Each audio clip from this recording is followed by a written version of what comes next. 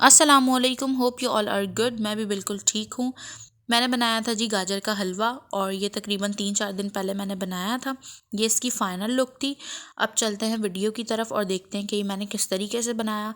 बहुत easy recipe है और बहुत ही सिंपल से स्टेप थे, तो मुझे जो है ज़्यादा टाइम भी नहीं लगा बनाने में, और मज़े का भी बहुत बना था। यहाँ पे मेरे पास मौजूद थी तकरीबन 5 किलो गाजरें, जिनको मैंने धो के ग्रेट किया था, और फाइनल जो मेरे पास रह गई थी वो थी तकरीबन 4.5 किलो।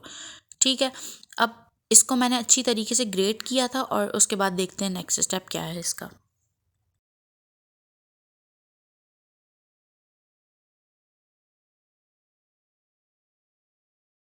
अब जी यहाँ पे मेरे पास मौजूद है 1 पाव के करीब घी, आधा किलो के करीब चीनी, 8 से 10 इलायची, हाफ कप मेरे पास यहाँ पे बादाम पिस्ते हैं, और 2 किलो मैंने दूध लिया था। ये मेजरमेंट मेरी अपनी थी, मतलब मैंने अपने हिसाब से लिया था, लेकिन ये बिल्कुल परफेक्ट जब बना था तो बिल्कुल परफेक्ट था।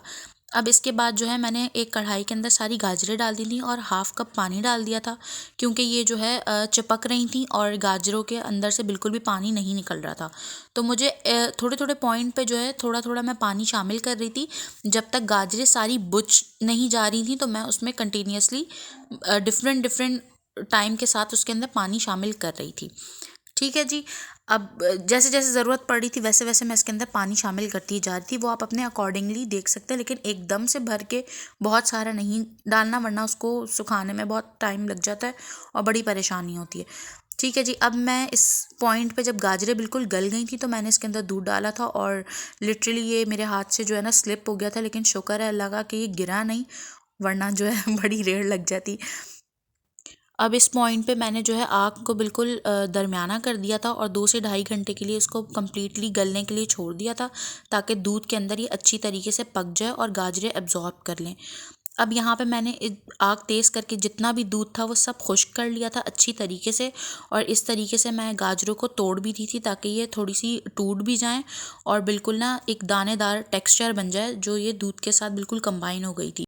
यहाँ पे ये अच्छी तरीके से भुन गया था। इसके बाद बारी थी चीनी शामिल करने की। आधा किलो चीनी मैंने इसके अंदर शामिल की थी, हल्की आग करके, ताकि ये चिपके ना, और अच्छी तरीके से मुझे इसको जो है हल करना था चीनी को, बिकॉज़ इसके अंदर जो ज़रा से भी दाने रह जाते हैं चीनी के तो वो बिल्कुल अच्छे नहीं लगते। इसलिए आग हल्की होनी चाहिए और अच्छी तरीके से आपको इसको डिज़ोल्व करना है।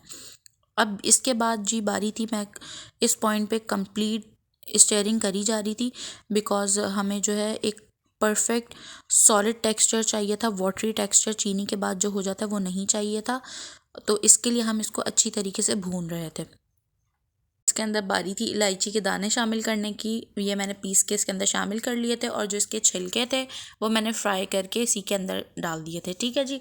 अब ये अच्छी तरीके से मज़ीद भुन रहा था, क्योंकि इसके अंदर चाशनी मौजूद थी और ये ड्राई नहीं हुई थी।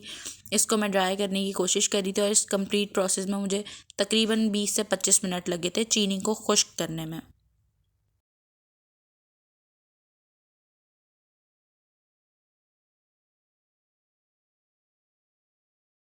यहाँ पे मैंने आधा पाव अनस्वीटेंड खोया लिया था, और ये सिर्फ मैंने गार्निशिंग के लिए रखा था, अंदर नहीं शामिल किया था।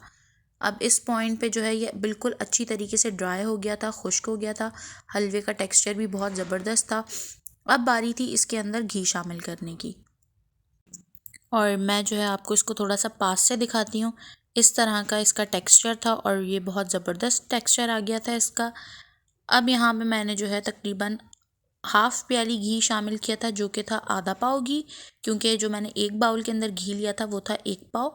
तो मैंने थोड़ा थोड़ा करके शामिल किया था, क्योंकि मुझे जो बिल्कुल घी बह रहा होता है हलवे में से, ऐसा मुझे हलवा नहीं चाहिए था। अगर आपको ऐसा पसंद है तो आप पूरा 1 पाव घी भी शामिल कर सकते हैं, वरना मैंने पहले आधी प्याली डाला था, उसके बाद मैंने 2 से 3 टेबल स्पून मज़ीद घी डाला था, बिकॉज़ इतना मुझे बिल्कुल परफेक्ट लग रहा था। और अगर मैं वो पूरी प्याली ले लेती तो थोड़ा सा घी जो है वो खड़ा हो जाता हलवे में, जो कि मुझे नहीं चाहिए था।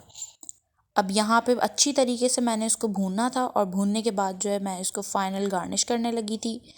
ये मैं इसको सर्व कर रही थी बाउल में, और नेक्स्ट स्टेप देखते हैं फिर। अब यहाँ पे गाजर का हलवा बिल्कुल रेडी था। मैंने इसको डिश आउट कर लिया था और गार्निशिंग कर दी थी बादाम पिस्ते से और खोए से, और ये इसकी थी final look.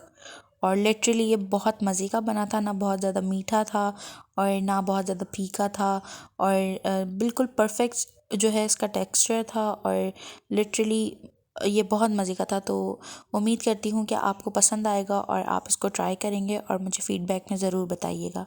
Thank you so much.